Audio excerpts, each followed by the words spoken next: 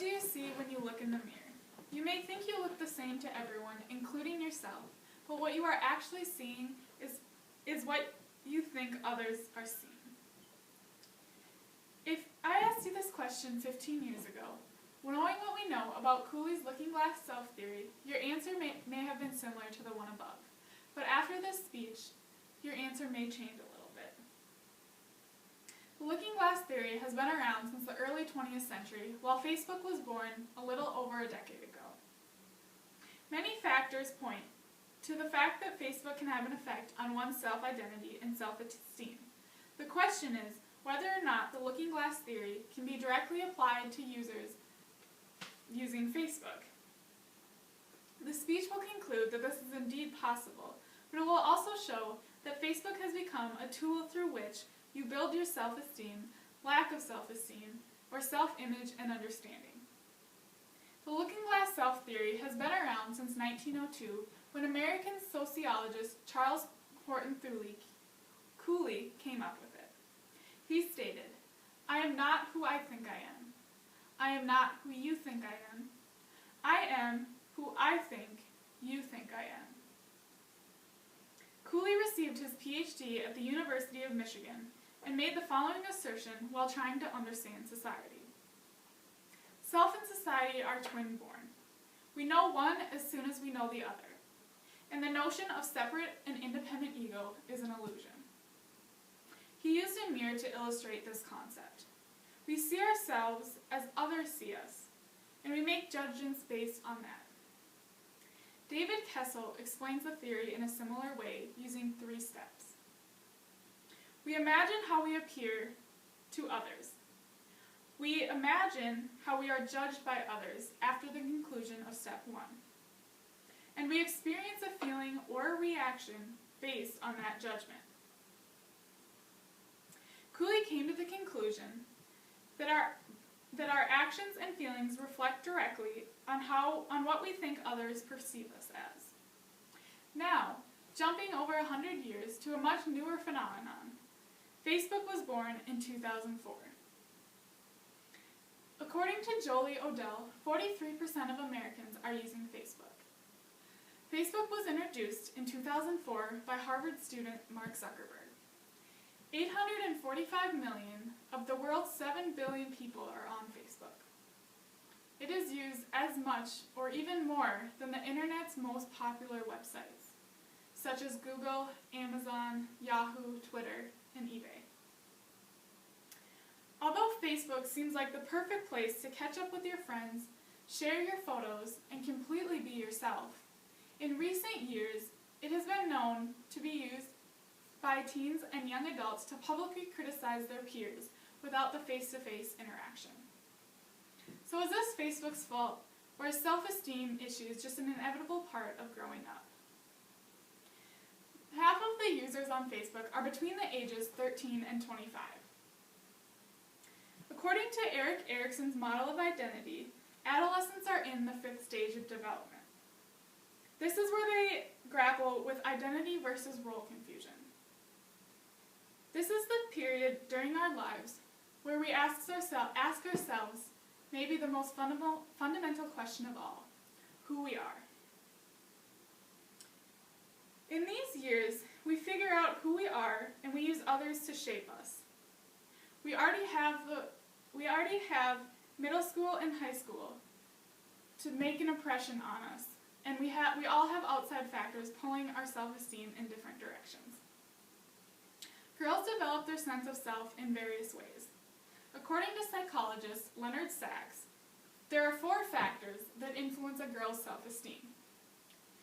He displays them in his book, Girls on the Edge. The first factor, sexual identity.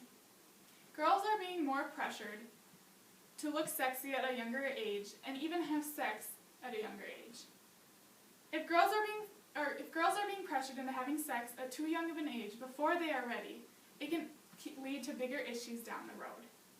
The second section, in the obsession section, Sachs talks about how girls can become obsessed with one thing, such as being skinny or sports, and they define themselves based on that one thing. Take that away from them, and they have completely lost their sense of self. Environmental toxins are causing girls to hit puberty sooner, taking away from them the years where they are supposed to try and figure out who they are. All of these are outside factors that can influence a girl's self-esteem. So, can Facebook be present in these factors? Teens and young adults are trapped in the cyber bubble. They are using Facebook to build relationships and using text messaging instead of face-to-face contact. But Facebook can also be a good place to connect with people you thought you were nothing alike. Many people, when asked the question, does Facebook have a positive or a negative effect on users' self-esteem, will answer without hesitating. But is this even a legitimate question? It's time to take a step back and explore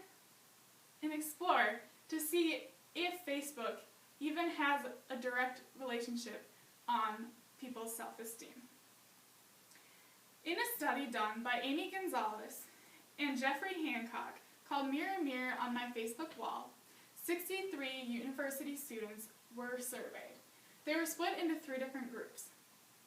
The first group was exposed to their own Facebook profile, the second group was exposed to a mirror, and the third group sat in a room with no treatment.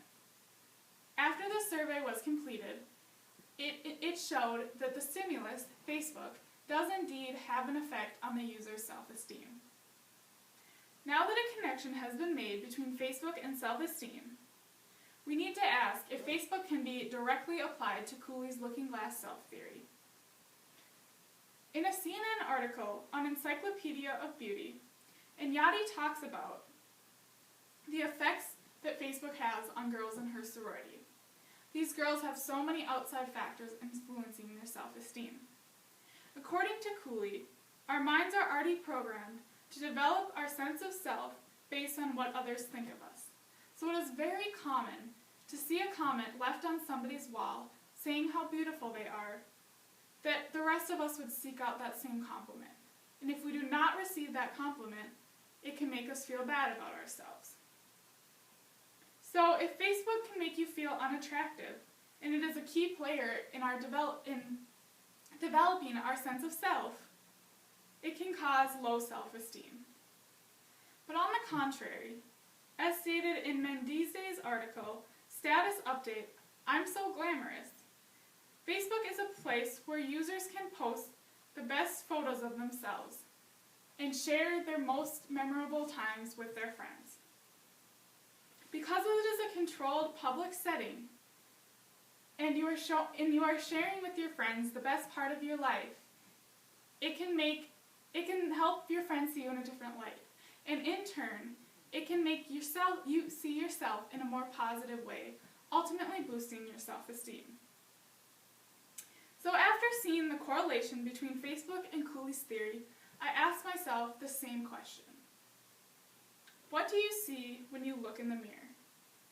I still agree that I see what I think others think of me, but something has been added to it. When I look in the mirror, I see my Facebook wall. It is the best place to see where I, as well as others, think of myself, and it is a direct reflection of how I am perceived. Facebook has become such a huge part of so many people's lives. It has become the place where friends have taken over face-to-face interactions and shared them online.